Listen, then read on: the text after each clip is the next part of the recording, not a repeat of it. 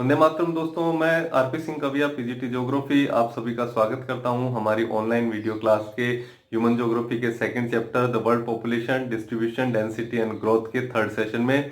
Dear friends, इससे पहले के 2 सेशंस में हमने इस चैप्टर के 5 पॉइंट्स को कवर किया। रिमेनिंग 5 पॉइंट्स को आज के थर्ड सेशन में हम कवर करते हैं। नेक्स्ट हमारा 6th टॉपिक है doubling time of world population या विश्व जनसंख्या के दोगुना होने की अवधि। इस टॉपिक में हम लोग इन मुख्य बातों पर डिस्कस करते हैं कि विश्व की जनसंख्या वर्ल्ड की पॉपुलेशन के डबल होने से जुड़ी हुई मुख्य ट्रेंड्स या मुख्य प्रवृत्तियां कौन कौन सी है और वो कौन कौन से कंक्लूजन्स या निष्कर्ष है जो हम इसके अध्ययन के दौरान प्राप्त करते हैं। तो आइए एक एक करके इनको देखते हैं। फर्स्ट फैक्ट है हमारा पॉपुलेशन के डबल होने से जुड़ा हुआ कि फर्स्ट टाइम जब 1 बिलियन की पॉपुलेशन का हमने स्कोर किया, यानी पहला बार जब हमने हमारी वर्ल्ड की पॉपुलेशन 100 करोड़ हुई तो 100 करोड़ होने में उसे 10 लाख ईयर्स यानी 1 मिलियन ईयर्स से भी ज्यादा का टाइम लग गया था। लेकिन दूसरी तरफ जब हम अपने वर्ल्ड की पॉपुलेशन 5 बिलियन से 6 बिलियन का जो टच किया स्कोर, यानी 5 बिलियन से 6 बिलियन का मतलब हुआ 500 करोड़ से 600 करोड़। डिफरेंस कितना आ रहा है? 100 करोड़। तो यही 100 करोड़ की जो आबादी अगली बार बढ़ी उसने सिर्फ 12 वर्ष का टाइम लिया, यानी ओनली 12 ईयर्स। तो यहां देखिए फर्स्ट टाइम 100 करोड़ की आबादी बनने में 10 लाख ईयर से भी ज्यादा का टाइम लग गया, जबकि आगे चल करके इन्हीं 100 करोड़ की आबादी बढ़ने में सिर्फ 12 वर्ष का टाइम लगा। फिर अगला फैक्ट हम देखते हैं कि डेवलप्ड कंट्रीज हैं, developed countries take more time to double, उन्हें डबल होने में ज्यादा समय लग रहा है, जबकि developing countries comparatively less time, यानी जो हमारे विकासशील देश है वो कम समय में डबल हो रहे हैं, जबकि डेवलप्ड कंट्रीज लेट डबल होते हैं। तो डेवलपिंग कंट्रीज में हमारी पॉपुलेशन की कंडीशन है वो एक्सप्लोडिंग की कंडीशन है, जनसंख्या विस्फोट की स्थिति आ जाती है। नेक्स्ट हमारा टॉपिक है 7th टॉपिक। 7th पॉइंट है हमारा spatial patterns of population change, यानी जनसंख्या परिवर्तन के स्थानिक प्रारूप। यहां से 1 मार्क के क्वेश्चन में कभी कभी पूछ लिया जाता है क्वेश्चन कि what do you mean by spatial patterns of population change, और जनसंख्या परिवर्तन के स्थानिक प्रारूप से आपका क्या अभिप्राय है। तो इसको हम डिफाइन करके लिख सकते हैं that spatial patterns of population change refers to the comparison of population growth in different parts of the world, यानी जनसंख्या परिवर्तन के स्थानिक प्रारूप से अभिप्राय विश्व के भिन्न भिन्न भागों में जनसंख्या वृद्धि की तुलना से होता है। जनसंख्या वृद्धि की तुलना का अभिप्राय यहाँ क्या है? यहाँ पर इसका मीनिंग है कि वर्ल्ड के डिफरेंट डिफरेंट पार्ट्स में, यानी अदर अदर कॉन्टिनेंट्स में और देशों के बीच में पॉपुलेशन की ग्रोथ किस तरह से हो रही है। कहीं पर पॉपुलेशन ग्रोथ ज्यादा होती है, कहीं पर कम होती है। जैसे हम कॉन्टिनेंट्स की बात करें तो यूरोप वो कॉन्टिनेंट है जिसमें पॉपुलेशन की ग्रोथ पूरे वर्ल्ड में सबसे ज्यादा कम हो रही है, जबकि अफ्रीका कॉन्टिनेंट वो है जिसमें पॉपुलेशन की ग्रोथ पूरे वर्ल्ड में सबसे ज्यादा हो रही है। तो अलग अलग देशों या अलग अलग कॉन्टिनेंट्स यानी महाद्वीपों के बीच की जो तुलना हम करते हैं, जो कंपैरिजन करते हैं, वही हमारी spatial pattern of population change होता है। First spatial pattern population change का क्या रहा है? यह है growth of population is low in developed countries as compare to developing countries, यानी विकसित राष्ट्रों में विकासशील राष्ट्रों की तुलना में जनसंख्या वृद्धि कम है। दूसरा स्पाशियल पैटर्न है there is negative correlation between economic development and population growth, जनसंख्या वृद्धि एवं आर्थिक विकास में ऋणात्मक सहसंबंध होता है। इससे मीनिंग क्या है?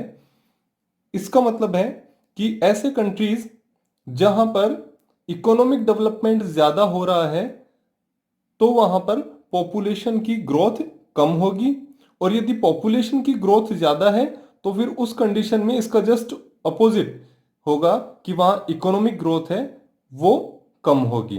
तो ये इनमें निगेटिव कोरिलेशन है।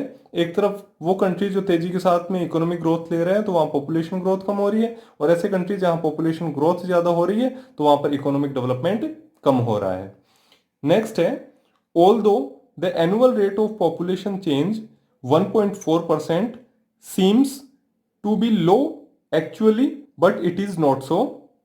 यद्यपि जनसंख्या परिवर्तन की वार्षिक दर 1.4% निम्न प्रतीत होती है, किंतु वास्तव में ऐसा नहीं है।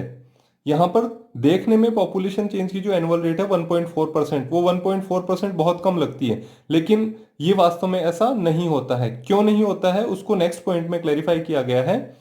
When a small annual is applied to a large population it will lead to a large population change.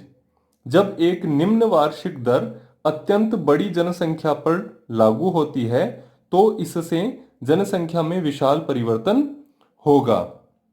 कैसे होगा इसको हम इस तरह से समझते हैं।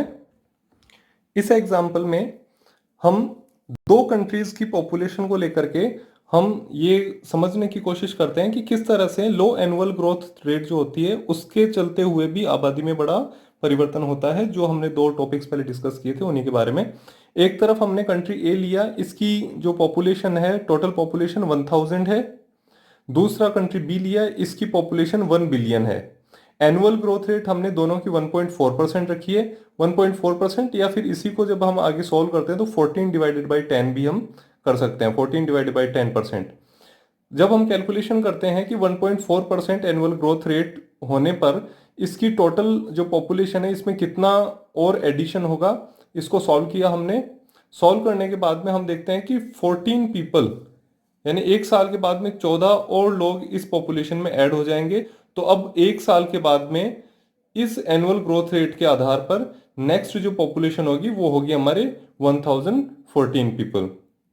यदि ये पॉपुलेशन स्मॉल पॉपुलेशन नहीं होकर के यदि लार्ज पॉपुलेशन होती है, यानी 1 बिलियन हमने यहां पर लिया है, इस पॉपुलेशन के ऊपर सेम रेट ऑफ ग्रोथ यदि हम अप्लाई करते हैं तो उस कंडीशन में सेम फॉर्मूला हम यहां पर अप्लाई करते हैं तो हमारी जो टोटल ग्रोथ होती है इन नंबर्स जो पर्सन होते हैं वो करीब 1,40,00,000 लोग और ऐड हो जाते हैं। तो हमारी जो बाद में बदली हुई जो पॉपुलेशन होगी वो होगी 1 बिलियन में हम 1,40,00,000 और ऐड कर देते हैं तो ये फिगर हमारे सामने आ जाता है। तो हमने जो अभी डिस्कशन किया था कि यदि पॉपुलेशन लार्ज होती है तो उस कंडीशन में स्मॉल ग्रोथ रेट होती है, उससे भी एक पॉपुलेशन में बहुत बड़ा डिफरेंस आ जाता है। यानी हर साल यहाँ पर 1,40,00,000 की आबादी ऐड हो जाती है।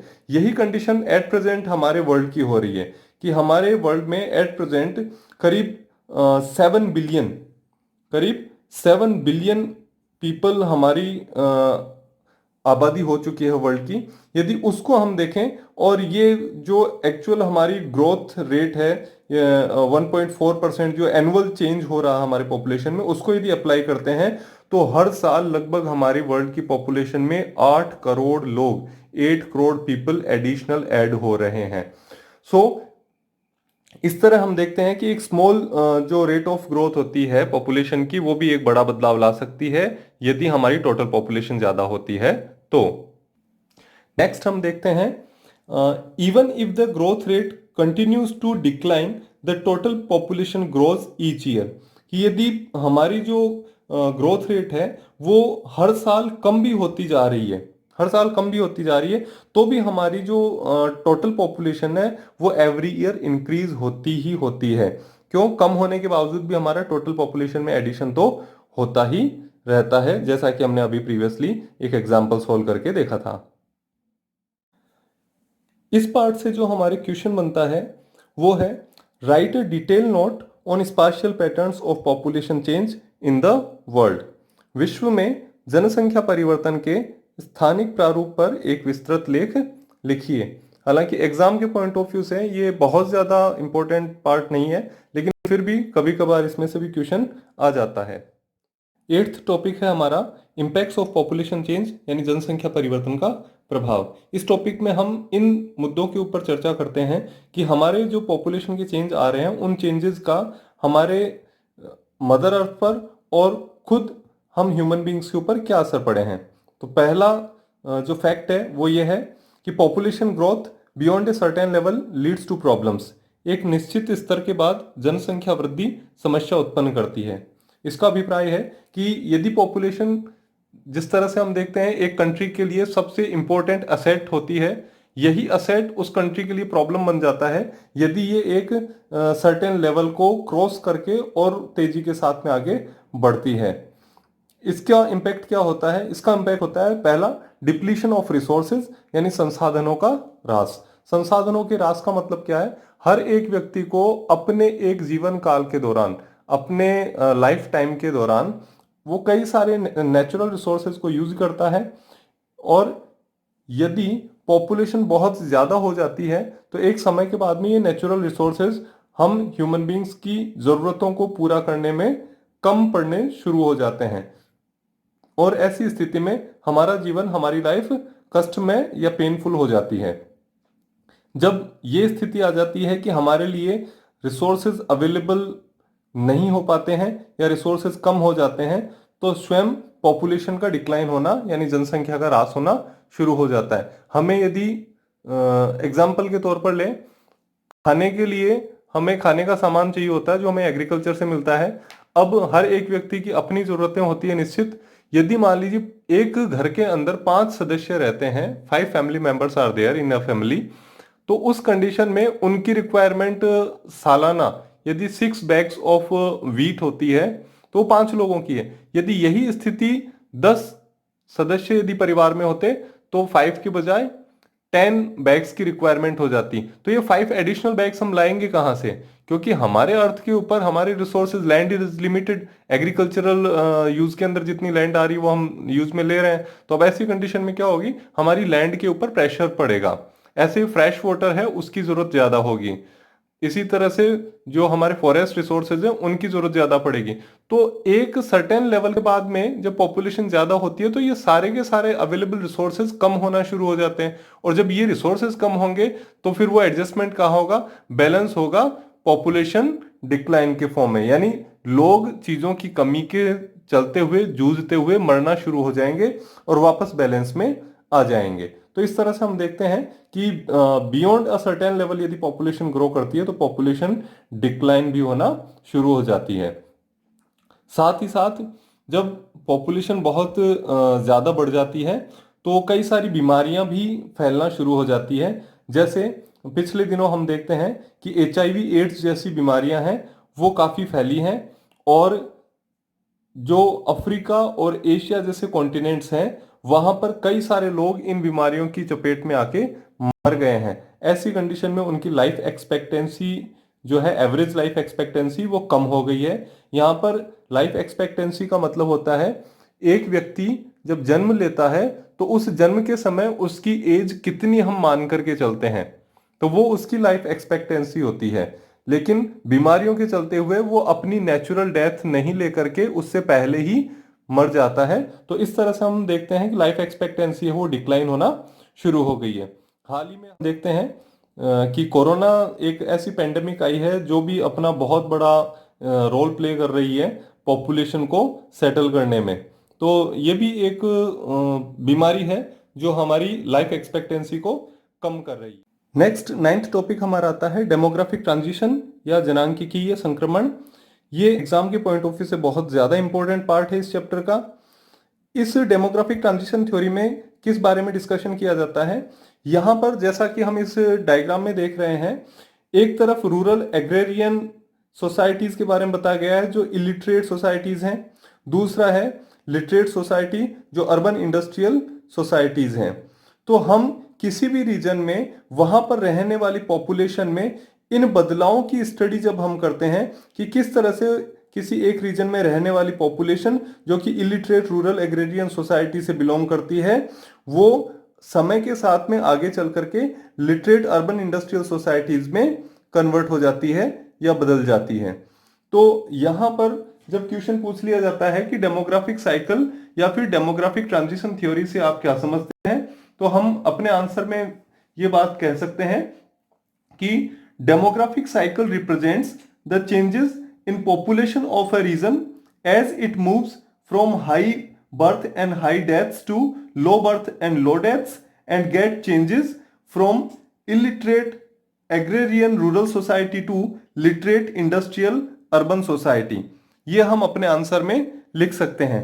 हिंदी में हम कहें तो हम कह सकते हैं कि जनांकीय संक्रमण या जनांकिकीय चक्र इस बात की ओर इंगित करता है कि एक अशिक्षित ग्रामीण खेतीहर समाज शिक्षित और नगरीय औद्योगिक समाज में किस प्रकार बदलता है, साथ ही साथ उच्च जन्म दर और उच्च मृत्यु दर से किस प्रकार वो निम्न जन्म दर और निम्न मृत्यु दर की ओर अग्रसर होता है। इसी बात को एक और डायग्राम बना करके समझाया गया है। बड़ी बार एग्जाम में ये डायग्राम दे दिया जाता है और इसके बेसिस पर क्वेश्चन पूछ लिया जाता है, या फिर जब क्वेश्चन पूछा जाता है तो हमें इस डायग्राम को एक्सप्लेन करना होता है। ये डायग्राम हमें एक तरफ समय को दिखा रहा है, टाइम के बारे में यहां पर हो रहा है डिस्कशन, और दूसरी तरफ हमें सीबीआर और सीडीआर यानी अशोधित जन्म और अशोधित मृत्यु दर के बारे में बताता है। तो ये जो हमने पहले यहाँ डिस्कशन किया था कि किस तरह से इलिटरेट रूरल एग्रेरियन सोसाइटी आपकी लिटरेट अर्बन इंडस्ट्रियल सोसाइटी यानी शिक्षित नगरीय औद्योगिक समाज में बदलती है, उसी बातों को यहाँ पर दर्शाया गया है। तो लगभग आज से 200 साल पहले की हम बात करते हैं, 200 ईयर्स अगो की बात करते हैं, तो हमारी जो सोसाइटीज थी वर्ल्ड में वो आपके स्टेज 1 में थी। ये स्टेज 1 है, स्टेज 2 एंड स्टेज 3, यानी प्रथम अवस्था, द्वितीय अवस्था, या इसको तृतीय अवस्था या अंतिम अवस्था भी कहते हैं। तो 200 वर्षों से पहले हमारी जो सोसाइटीज थी, ह्यूमन सोसाइटीज, वो फर्स्ट स्टेज में थी। फर्स्ट स्टेज की खास बातें क्या होती हैं? इस स्टेज को हाई फ्लक्चुएटिंग स्टेज के नाम से भी जानते हैं या उच्च उतार चढ़ाव की अवस्था के नाम से जानते हैं। वर्तमान में आज प्रेजेंट टाइम में वर्ल्ड के वो कौन कौन से कंट्रीज हैं जो इस फर्स्ट स्टेज में एग्जिस्ट करते हैं? ये है आपके बांग्लादेश और रेन फॉरेस्ट ट्राइब्स, यानी बांग्लादेश और वर्षा वनों के आदिवासी लोग आज भी इस फर्स्ट स्टेज में रह रही है, यानी वहां की जो सोसाइटी है वो आज भी आपके इस स्टेज 1 की कंडीशन में रह रही है। स्टेज 1 की कंडीशन क्या है? यहां पर जो सीबीआर और सीडीआर यानी अशोधित जन्म दर और अशोधित मृत्यु दर ये 35 के आसपास है, यानी दोनों जो है यहां पर हम दो कर्व लेंगे, एक डेथ का और एक बर्थ का, तो दोनों पैरेलल चल रहे हैं। कहने का मतलब है जन्म भी बहुत ज्यादा हो रहे हैं और मृत्यु भी बहुत ज्यादा हो रही है। तो इस तरह से ये फर्स्ट स्टेज के अंदर पैरेलल ये ग्राफ यहां तक चलता है। फिर सेकंड स्टेज आती है। सेकंड स्टेज में हम इसको कहते हैं स्टेज ऑफ एक्सपेंडिंग, यानी विस्तृत होती अवस्था। तो स्टेज ऑफ एक्सपेंडिंग या विस्तृत होती अवस्था में क्या देखते हैं? इसमें हम देखते हैं कि जैसे जैसे समय गुजरा, यहां से यहां तक का जो समय गुजरा है, उसके बाद में आपके बर्थ रेट जो है वो तो आपके हाई रही है, यानी जन्म दर तो आपकी ज्यादा रही है, क्योंकि यहां तक आते आते हमने अपनी चिकित्सा सुविधाओं में सुधार कर लिए हैं, मेडिकल फैसिलिटीज हमारी इंप्रूव हो गई है, हमने बड़े सारे रिसोर्सेज डेवलप कर लिए हैं ताकि हमें कंफर्ट मिला और उसकी कंडीशन से हम इजीली रह रहे हैं। तो हमारी बर्थ रेट तो जो थी वो तो कंटिन्यू उतनी ही रही, बर्थ रेट तो उतनी रही, लेकिन हमारी जो डेथ रेट थी सीडीआर वो डिक्लाइन हो गई। तो उसका ग्राफ क्या हुआ? उसका ग्राफ तेजी से नीचे की तरफ आ गया, तेजी से नीचे की तरफ आ गया, जबकि बर्थ रेट अभी भी ज्यादा ही बनी हुई है। तो इस सेकंड स्टेज में क्या हुआ? इस सेकंड स्टेज के अंदर हमारी पॉपुलेशन जो थी वो बढ़ना शुरू हुई, तेजी के साथ में, तेजी के साथ में पॉपुलेशन बढ़ी। इसको हम कहते हैं एक्सपेंडिंग स्टेज और स्टेज 2 या द्वितीय अवस्था। इस अवस्था में जहां पर बर्थ रेट बहुत ज्यादा है और तेजी के साथ में डेथ रेट गिरी है, इस कंडीशन में हमारे प्रेजेंट टाइम में पेरू नाम का जो कंट्री है वो हमारे इसमें आता है। फिर इसी स्टेज में हम आगे की स्थिति देखते हैं यहाँ की, तो हम क्या देखते हैं? एक समय के बाद में बर्थ रेट भी बहुत तेजी के साथ में नीचे की तरफ आती है। इसकी वजह क्या होती है? इसकी वजह होती है एजुकेशन का ज्यादा बढ़ना। तो लोग जैसे जैसे एजुकेटेड हो जाते हैं वो फैमिली प्लानिंग के बारे में समझते हैं और रिसोर्सेज की इंपॉर्टेंस के बारे में समझते हैं। ऐसे में बर्थ रेट जो है वो तेजी के साथ में डिक्लाइन होती है और यहाँ पर डेथ रेट के इक्विवेलेंट आना शुरू हो जाती है, इनमें ज्यादा डिफरेंस नहीं रहता है। तो ऐसी स्थिति में जहां पर बर्थ रेट तेजी के साथ में कम हो रही है और डेथ रेट ऑलरेडी कम हो चुकी है, प्रेजेंट टाइम में इसका एग्जाम्पल है हमारे श्रीलंका और केनिया। तो ये श्रीलंका और केनिया वर्तमान में इस चीज का उदाहरण हमारे सामने रखते हैं। फिर है थर्ड स्टेज, इसको हम अंतिम अवस्था भी कहते हैं या तृतीय अवस्था कहते हैं। इसकी खास बात होती है कि इसमें लो फ्लक्चुएटिंग होती है, यानी निम्न उतार चढ़ाव। लो फ्लक्चुएटिंग से मतलब न तो यहां पर बर्थ ज्यादा होगा और न ही यहां पर डेथ ज्यादा होगी। तो इस तरह से यहां पर फिर से पैरेलल कंडीशन जो यहां पर थी वही कंडीशन यहां पर आ जाती है, लेकिन अंतर क्या है, पहले हाई बर्थ और हाई डेथ थी और अब लो बर्थ और लो डेथ की कंडीशन आ जाती है। तो इस स्थिति में जब कोई भी देश पहुंचता है तो एक डेवलप्ड नेशन बन चुका होता है। इसके एग्जाम्पल हम देखते हैं कनाडा, जापान और यूएसए। यानी वर्तमान समय में यदि वर्ल्ड में हम देखें तो कनाडा, जापान और संयुक्त राज्य अमेरिका इस थर्ड स्टेज के एग्जाम्पल्स हमें शो करते हैं। तो ये जो डायग्राम है ये हमें डेमोग्राफिक ट्रांजिशन थ्योरी को समझाता है। तो यहां से इस डायग्राम से आपके कई बार क्वेश्चंस एग्जाम में पूछे गए हैं, इसलिए नाइन्थ जो पॉइंट है ये बहुत ज्यादा इंपॉर्टेंट पॉइंट एग्जाम के पॉइंट ऑफ व्यू से हो जाता है। यहां से हमारा पहला प्रश्न बन सकता है, व्हाट इज डेमोग्राफिक साइकिल या डेमोग्राफिक ट्रांजिशन थ्योरी? जनांकीय चक्र या जनांकीय संक्रमण सिद्धांत क्या है? दूसरा प्रश्न बनता है, describe any three characteristics of the first stage of demographic transition theory. जनांकीय संक्रमण सिद्धांत की प्रथम अवस्था का वर्णन कीजिए। इसके अलावा यहां से और भी प्रश्न बनते हैं, जैसे यहां पर आपके प्रथम अवस्था के बारे में कहा गया है, इसकी जगह आपको द्वितीय अवस्था यानी सेकंड स्टेज या थर्ड स्टेज के बारे में भी पूछा जा सकता है। तो ऐसी कंडीशन में हमें जिस स्टेज के बारे में पूछा गया उसी स्टेज का बताना है। जैसे यहाँ पर फर्स्ट स्टेज के बारे में पूछा तो हम कहेंगे कि डेमोग्राफिक ट्रांजिशन थ्योरी की फर्स्ट स्टेज में क्रूड बर्थ रेट और क्रूड डेथ रेट्स जो हैं वो हाई होती हैं। साथ ही साथ इस कंडीशन में एग्रेरियन सोसाइटी होती है, रूरल एग्रेरियन सोसाइटी होती है, इसमें लिटरेसी कम होती है यानी इलिटरेट सोसाइटी ज़्यादा होती है। ये आपके फर्स्ट स्टेज की कंडीशन है। प्रेजेंट वर्ल्ड में इसके एग्जांपल्स है बांग्लादेश, रेन फॉरेस्ट ट्राइब्स। इसी तरह से यदि सेकेंड स्टेज के बारे में पूछ लिया गया तो हम कहेंगे कि इस स्टेज में बर्थ रेट्स जो है वो ज़्यादा रहती है लेकिन डेथ रेट में बहुत तेजी के साथ में कमी आती है। इसका मेन रीजन होता है मेडिकल फैसिलिटीज का डेवलपमेंट होना, लेकिन अभी भी इसके शुरुआती पार्ट में लोगों में लिटरेसी की कमी होती है, इसलिए बर्थ रेट हाई रहती है और डेथ रेट बहुत कम हो जाती है।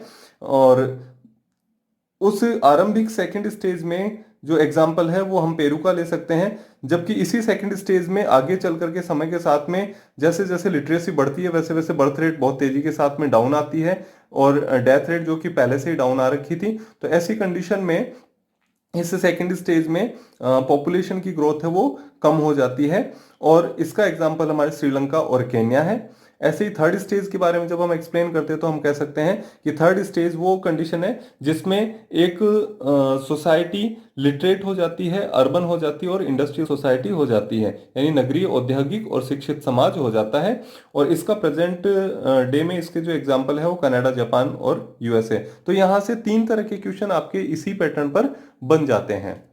फिर नेक्स्ट हम देखते हैं, नेक्स्ट 10th और लास्ट पॉइंट हमारे इस चैप्टर का है पॉपुलेशन कंट्रोल मेजर्स, जनसंख्या नियंत्रण के उपाय। जैसा कि दोस्तों अब तक हमने डिस्कशन किया उसमें हमने ये बातें समझी कि किसी भी देश के लिए वहाँ का सबसे वैल्यूएबल और इम्पोर्टेंट असेट होता है वहाँ की पॉपुलेशन। और पॉपुलेशन में यदि धीमी गति से वृद्धि होती है तो उस देश के लिए अच्छी होती है, लेकिन जिस तरह से हमने पॉपुलेशन के पैटर्न्स और ट्रेंड्स देखे हमने ये महसूस किया कि आज हमारे वर्ल्ड की आबादी बहुत तेजी के साथ में बढ़ी है। इससे हमें कई तरह की समस्याओं का सामना करना पड़ रहा है। We are facing a lot of problems. तो पॉपुलेशन को कंट्रोल करने के मेजर्स कौन कौन से हैं, आइए उन इंपॉर्टेंट मेजर्स के बारे में जान लेते हैं। पहला है फैमिली प्लानिंग। फैमिली प्लानिंग या परिवार नियोजन का अभिप्राय होता है स्पेसिंग और preventing the birth of children, यानी एक परिवार में बच्चों के जन्म को रोकना और उनमें अंतराल रखना। बच्चों के जन्म को रोकने या अंतराल बनाए रखने का अभिप्राय क्या होता है कि बच्चों के जन्म को रोकने का अभिप्राय ये बिल्कुल भी नहीं है कि बच्चे पैदा ही ना हो।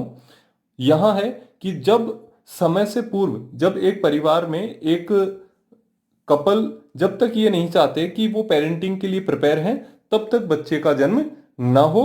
साथ ही साथ दो बच्चों के बीच का जो स्पेस है, जो समय का अंतराल है वो रखना जरूरी है ताकि दोनों बच्चों की परवरिश बेहतर तरीके से की जा सके। यही फैमिली प्लानिंग या परिवार नियोजन कहलाता है।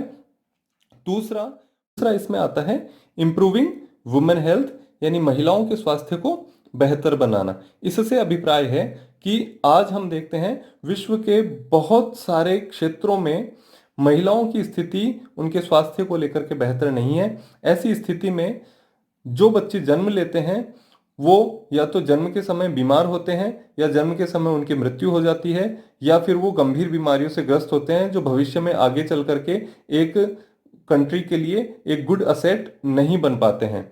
तो इसलिए हमें महिलाओं की हेल्थ के ऊपर ध्यान देना बहुत जरूरी है। तीसरा इंपॉर्टेंट कंट्रोल मेजर्स है availability of contraceptives and awareness, गर्भ निरोधक की सुगमता और जागरूकता।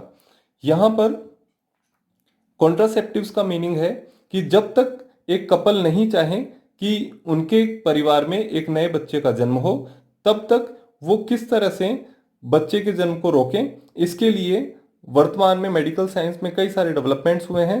उनकी जानकारी उनको होनी चाहिए, उनकी अवेयरनेस उनके पास में होनी चाहिए। साथ ही साथ अब तक की जो भ्रांतियां चली आ रही थी कि हर एक परिवार में एक बेटे का जन्म होना या बेटी को कर्ज मानना, इस तरह की जो भ्रांतियां हैं वो भ्रांतियां दूर हों उसके लिए भी लोगों को जागरूक बनाना जरूरी है। इस तरह से हम देखते हैं कि हम पॉपुलेशन को कंट्रोल कर सकते हैं। साथ ही हम डिस्कस करते हैं एक थ्योरी का, जो थ्योरी थॉमस माल्थस नाम के एक विचारक ने दी। ये एक बहुत ही महान विचारक हुए हैं जिन्होंने अपनी थ्योरी 1798 में दी थी, लेकिन जब हम इस थ्योरी को डिस्कस करते हैं तो आज के परिप्रेक्ष्य में हमें बिल्कुल सटीक महसूस होती है।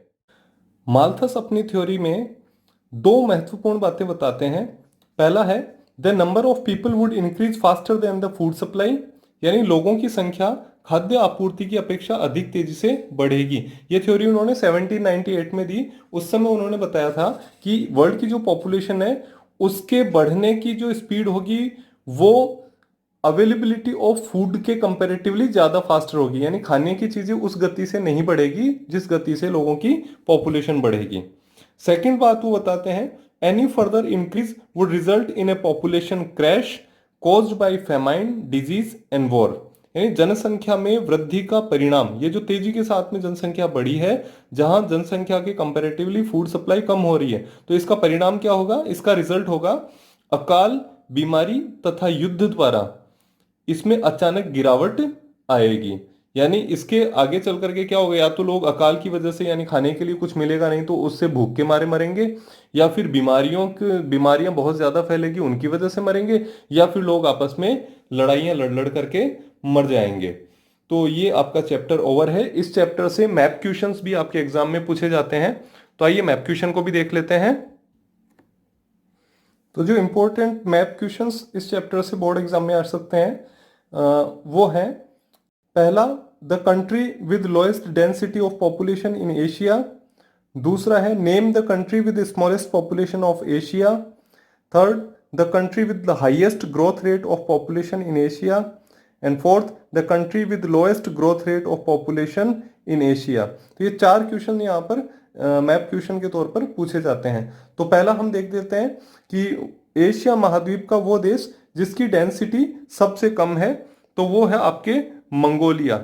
मंगोलिया की लोकेशन, यहाँ हमारा कंट्री इंडिया है, उसके नॉर्थ में हमारा पड़ोसी कंट्री है चाइना, और चाइना के जस्ट ऊपर यहाँ रशिया और चाइना के बीच में यहाँ पर ये वाला जो ए पॉइंट लिखा हुआ है ये आपके है मंगोलिया, ये इसका नाम यहाँ लिखा है। दूसरा हमारा क्वेश्चन है name the country with smallest population of Asia, यानी एशिया कॉन्टिनेंट में वो कौन सा देश है जिसकी पॉपुलेशन सबसे कम है। तो ये कंट्री है हमारे मालदीव। ये जो आपको डॉट्स यहाँ दिखाई दे रहे हैं ये मालदीव है, जो एक आइलैंड नेशन है बहुत, और इंडिया का पड़ोसी देश भी है, इसका नेबर कंट्री भी है।